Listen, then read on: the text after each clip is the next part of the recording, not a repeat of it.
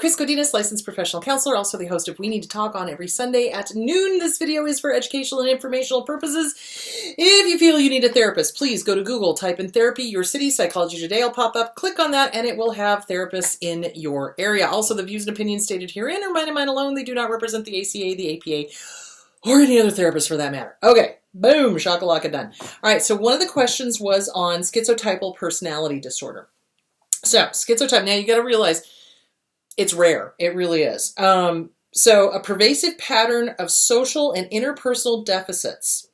So, hard time socializing, interpersonal relationship issues, marked by acute discomfort with and reduced capacity for close relationships. So it's really hard for somebody with schizotypal to form close relationships, as well as by cognitive or perceptual distortions and eccentricities of behavior, beginning by early adulthood and presenting in a variety of contexts as indicated by 5 or more of the following.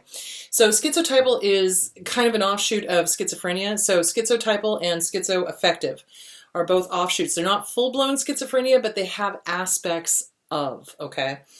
Ideas of reference, excluding delusions of reference. So ideas of reference. So it's like weird ideas. How do I explain this? Like, this person is wearing this color and it's signifying to me that they want me to date them or they want me to approach them or talk to them. So it's like ideas of reference. So it's like, somebody wears a certain color and it means something, or somebody, a bird flies over and it means something, ideas of reference. So it's like, it's not quite reality-based. Odd beliefs or magical thinking that influences behavior and is inconsistent with subcultural norms. So superstitiousness to the point where they don't do anything, they have a ritual, it's almost like OCD in a way, how we have rituals when you have OCD. So it's almost kind of like that. So they have to have a ritual, they have to, have their stuff with them that makes them lucky, etc. Believe in clairvoyance, telepathy, or sixth sense, but to the point where they are thinking that they are able to read minds. That's what it is. It's not just, I believe in telepathy or clairvoyance. It's like, no, this is what I do 24/7, and I am able to read this person's mind that I've never met before and that I don't know anything about, and that, that I have this special ability that nobody else has. That's kind of what that is. It's like they think that they can read other people's minds, but constantly, like not just when they're, meditating and focusing in on something, which is what clairvoyants do. But this is like not in the normal realm. It's like magic thinking. It's like really, really, really, really, really magic thinking. Okay. It begins with bizarre fantasies or preoccupations. So the fantasies and the preoccupation are what differentiates that. So, okay. Unusual perceptual experiences, including bodily illusions. So the sensation of, electrical shock, or the sensation of freezing cold when it's the middle of summer, or, things like that. It's like the perceptions are completely off. Odd thinking and speech, vague, circumstantial, metaphorical, overly elaborate, or stereotyped. So that's kind of the things. Suspiciousness or paranoid ideation, inappropriate or constricted affect. So laughing at a funeral, that kind of thing. Although some people do. But, odd behavior, inappropriate behavior that shouldn't be happening at that particular point in time. Or constricted affect, meaning that there's no range of emotions. I mean, as healthy, normal human beings, we have a range. We have a range of an emotion, right? So we go up, we go down, we're in a range. But with a constricted affect, it's like, it's here to here, and that's about it. And I apologize for my camera trying to adjust. Again, it's late in the afternoon. Well, it's afternoon and the sun's shining, and I'm trying to compensate with a light over here. Lack of close friends or confidence other than first-degree relatives. Behavior or appearance that is odd, eccentric, or peculiar. So oftentimes they will wear winter clothes in the middle of summer, summer clothes in the winter, tuxedos, wedding gowns, out on the street, just for the heck of it. I mean, granted, when we were teenagers, we all did that. But the point being, though, this is like a everyday occurrence. This isn't just a one-off, we're having fun, we're being goofy. This is like really, truly, they think that that is the appropriate wearing of clothes to that particular occasion. So excessive social anxiety that does not diminish with familiarity and tends to be associated with paranoid fears rather than negative judgments about self. Does not occur exclusively during the course of schizophrenia, a bipolar disorder, or a depressive disorder with psychotic features, or other psychotic disorder or autism spectrum disorder. So schizotypal can often be misdiagnosed as any one of those. So it can be misdiagnosed as the depressive disorder with psychotic features, the bipolar disorder, schizophrenia itself, some other psychotic feature, or autism. So that's something to keep in mind. This is a personality disorder.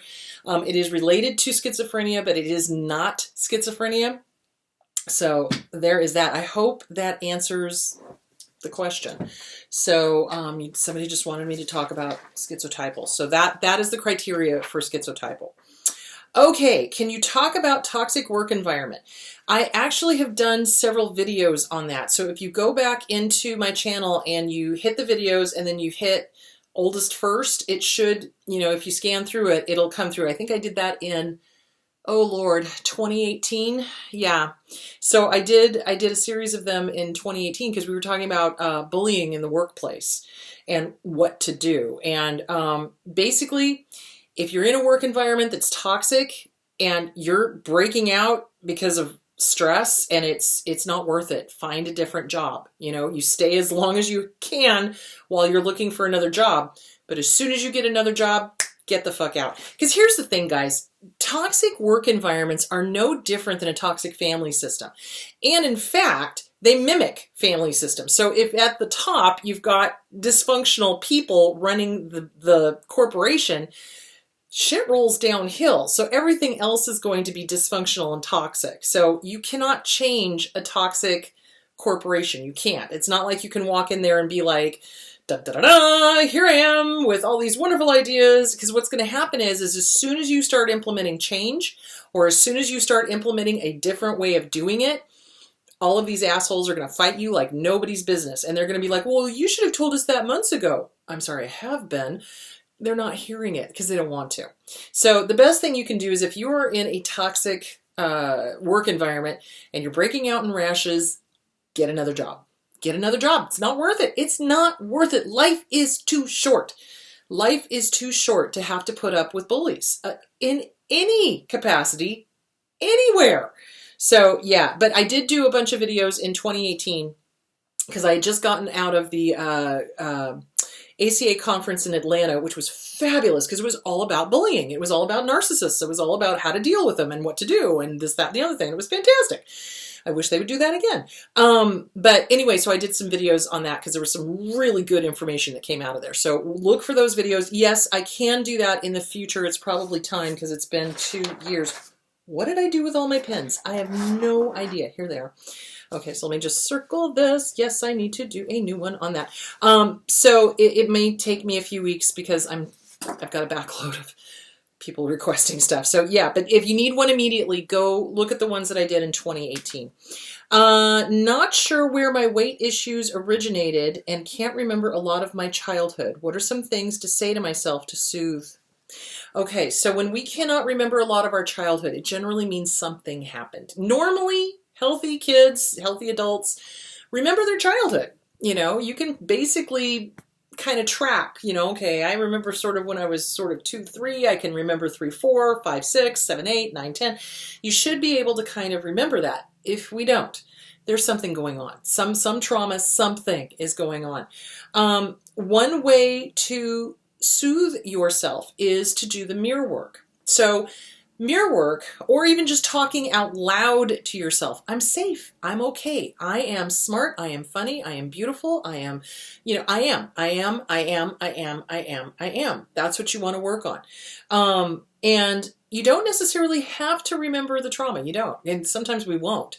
So sometimes what helps with that is Bessel van der Kolk's The Body Keeps Score, or the Inner Child Workbook by Catherine Taylor, because both of those work on body memories. Where do we store trauma in our bodies? So that's a good thing. If you can't remember where the weight stuff came from, basically you just love yourself right now and you give yourself permission to be healthy. That's really all you're looking for. I love you. Hi, good to see you. Have a great day. I give you permission to be healthy. I give you permission to love yourself or like yourself, that kind of thing. And you can just say it out loud yourself. If looking in the mirror is too much, and for some people it is, if looking in the mirror is too much, greet yourself. Oh, hi, good to feel you. Good morning. Oh, have a wonderful day. Just say nice things to you. Do work those 2 books. It might start bringing stuff up. I also suggest CPTSD from Surviving to Thriving by Pete Walker. But specifically, those 2 books are good for kind of jarring loose stuff that we don't remember from our childhood. Okay, get with a good therapist. That's another thing to do. Get with a good therapist. Work on that. It's like if you're still struggling with weight and if you're self-sabotaging, why? Where is that coming from? What are the thoughts? What are you thinking? What are you feeling? What are the mistaken thoughts? What are the mistaken beliefs? Put them down. Replace with the positive. So that's really important to do.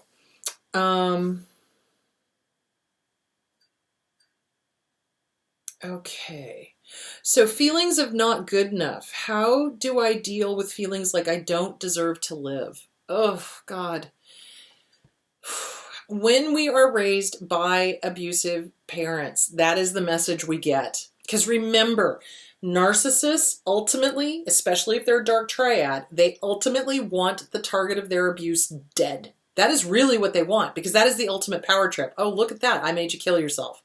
Oh, look at that. I made you not take care of yourself to the point where you drop dead from a heart attack. Oh, look at that. I am so much power that you died because of me. Yeah, that's the sick kind of motherfuckers they are. So ultimately, they want us dead. And the message that we get from them is, you don't deserve to live. Seriously, if we have those really kind of very abusive, dark triad, selfish, self-centered, it's all about them, it's all about their wants, their needs, their desires, them, right? They view their children as an inconvenience and as a problem and a burden and this, that, and the other thing. And we very strongly get that message, whether said or unsaid, that we don't deserve to live because they don't want us to live. So the biggest fuck you can give them is to live and to be healthy and to be happy and to work on self-esteem and work on boundaries. Because honestly, if you can just give them the big middle finger and go live a wonderful life, fan-fucking-tastic. That is the best revenge you will ever get. So yeah, it's not the universe, it's not God, it comes from them. It's that it can even be unsaid just by their actions or inactions. Kids infer a lot of information based on what a parent does or what a parent doesn't do. And if they are abusive and neglectful, yeah, we're going to pick up on those nonverbals, you bet. So get with a good therapist, start working on self-esteem. The Self-Esteem Workbook by Glenn Schiraldi. Every single time that voice says you don't deserve to live, thank you for playing. Interesting thought. Go fuck yourself sideways with an unlubricated baseball bat. I do deserve to live. Why? Because I fucking say so. Fuck off. Seriously. Take your power back. Okay.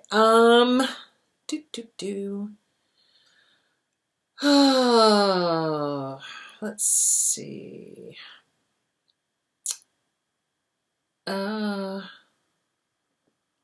Okay, how do I deal with feelings to eat less because I don't care to eat anymore? It's like I can't enjoy my food anymore. Okay, so my strong suggestion would be get with an eating disorder therapist specialist, seriously. A therapist that is specializing in eating disorders. I just completely said that backwards. Anyway, a therapist that specializes in eating disorders. So losing... not caring to eat anymore. Again, that stems back to self-esteem, because if you love yourself, you're going to fuel your engine.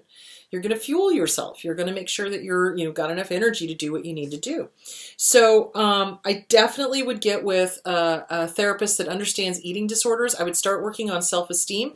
I would start watching the thoughts. What are you thinking? What are you feeling? What are the mistaken thoughts? What are the mistaken beliefs?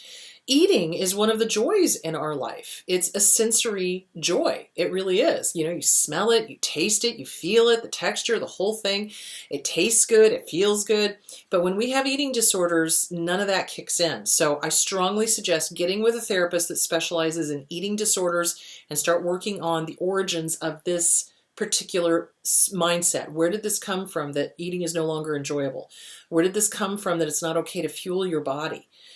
To love your body and to fuel your body. So working on self-esteem with the Self-Esteem Workbook by Glenn Schiraldi, and then getting with a good therapist that specializes in eating disorders. Absolutely. Okay. I live with my dysfunctional family. My therapist, and I've had her for a few years, has stopped listening, and she says, I know all of this, and the way to stop all of this is to move out. It has taken me a good few years to realize, to find the courage to move out. Am I being overly sensitive about my therapist? Well, yes and no. So here's the deal. You're talking to probably one of the most blunt therapists on the face of the fucking planet. You are. And I don't let my clients sit there stuck. I just don't. They want to stay stuck. And I'm like, no, that's not why you're paying me. So, it's like if they're in a situation, I will keep looking at them going, what's the payoff? Why are you continuing to do something that is hurting you? What is the payoff? What is keeping you stuck? It does have to do with courage. Yeah, it does. But it also is, you got to keep moving forward. So, when a therapist is like, yes, I've heard this. Yes, I've heard this story. I have actually said that to some of my clients. It's like, this is a story. This is a story. And now, what's the next step? Where are you going now? Now what? Now what? Because we know all of this. Can't change any of it. So what's the next step? How do you move forward? How do you get out of this? So yes and no. And it does piss off the clients when I am that blunt, but then they eventually come back and thank me because then they start moving forward and get unstuck. And that's ultimately the goal of therapy. So good for you for realizing you need to move out. That's fan-fucking-tastic. Yes, it is a scary proposition. And fear is what keeps us stuck because we're afraid of the unknown. And we're afraid, it's almost like the devil we know versus the devil we don't know. And we almost would rather stay with the devil we know than the devil we don't know because we don't know, right? But you got to remember, and I talked about this on Sunday, fear. Fear is an illusion. Fear is an absolute illusion. All it is a thought that hits the amygdala, that sets off the hippocampus hypothalamus, that releases the cortisol, that makes us tense up, that causes us to stop really taking in good heavy breaths, that then tells another part of the brain, oh my God, we need adrenaline. Adrenaline flushes in. Now we're shaking like a leaf, racing thoughts, pounding heart. And then we go into a panic attack or an anger attack, one of the two. But fear is what keeps us stuck. And it's just a thought. That's why you have to challenge those thoughts. So every single time a fear comes up and goes, oh, no, you can't leave. Really? Why? Why can't I leave? What's going to happen? What's the fear? Oh, really, fear? Fuck you sideways, fear. Watch me, bitch. Do you see where I'm going with that? You've really got to tell the fear to go fuck itself sideways with an unlubricated baseball bat because that fear is what keeps us in these abusive relationships, whether it's a parental relationship, whether it's a romantic relationship, a working relationship, a boss, a corporation, a friendship, for years. And then when we finally get out, we turn around and we go, Jesus Christ, why didn't I do that sooner? Fear. So do not allow fear to run you. Fear. False evidence appearing real. It's not. It's an illusion. Danger is real. Putting your hand actually on a hot stove will burn you. Thinking about putting your hand on a hot stove will not. So your amygdala cannot tell the difference. To the amygdala, it's all the same. Putting your hand on a hot stove or thinking about putting a hand on a hot stove. It reacts the same. So you've really got to be able to separate out what is a real danger and what is just a thought. And that's hard to do, but not impossible. And it takes practice. So yeah, absolutely. Okay. And good luck moving out, and you're going to do it and you're going to be great. So you can do this. Absolutely. Get out of that toxic relationship. Abso-fucking-lutely. Okay. Hold on. I'm sorry. What is it? Oh, why do narcissists praise us in public and then damn us in private? Okay, narcissists do that because they they want to take all the credit for everything that's good, and they can't stand us when we actually do well. I mean, it's like this weird double-edged sword. So we do well, and then they want to claim us. It's like, oh, look what my son or daughter has done. Oh, look at, oh, they're so fabulous. They're so this, they're so that. We get home, and then they just bat us down, bat us down, bat us down, bat us down. It's a weird duality with them. They want to take the credit for what we do. They want to take the credit for us academically. They want to take the credit for us personally. They want to take the credit for us, whatever, emotionally, whatever we do that makes us stand out and we get attention for. And they are jealous of like nobody's fucking business. So as soon as they can, they bat us down. How dare you be better than me? How dare you do this better than me?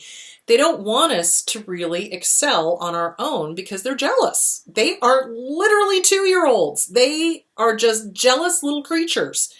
And they want to be associated with success, but they want to take the acclaim. They want to be able to say, well, you did so great on this academic paper and you got your master's degree because of me. What? No, motherfucker. I did all the studying. Go fuck yourself. Do you see where I'm going with that? And that's what they do. So they are, praising in public. And again, that's usually a communal narcissist. So the communal narcissist is putting out this, I'm perfect, I'm this, I'm that. But then behind closed doors, they're fucking creepy and abusive and weird. So yeah, that's stereotypical behavior from a narcissist or an abuser of any kind. Okay, unfortunately, good Lord, was that all the questions? Yes, that was all the questions. I've got a client, so you guys be good. I hope this answered your questions.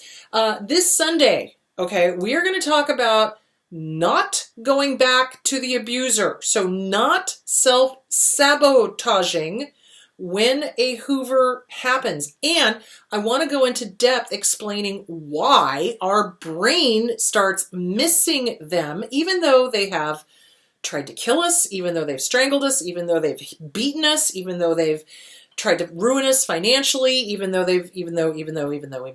So I want to talk about the brain chemistry that's going on there, and I want to make sure that you guys are fucking bulletproof. So when, not if, when one of these fuckers does the Hoover between now and, February, because like I said, we are in Hoover season, like massively. So between now and we've got the pandemic going on. So a lot of pandemic Hoovers are happening right now. So between now and February, I want to talk about how to bulletproof yourself from the Hoover and why we self-sabotage. So I'm not quite sure what I'm going to title that whole thing. It's probably going to be Make Yourself Bulletproof. There we go. Make Yourself Bulletproof. So I'm going to title it Make Yourself Bulletproof. I'm going to be talking about the Hoovers, self-sabotage, why we miss the abuser, why we want them back, even though we know that they're horrible for us. So we're going to talk about all of that. All right, guys, have a great day, and I will talk to you on Sunday. All right, bye.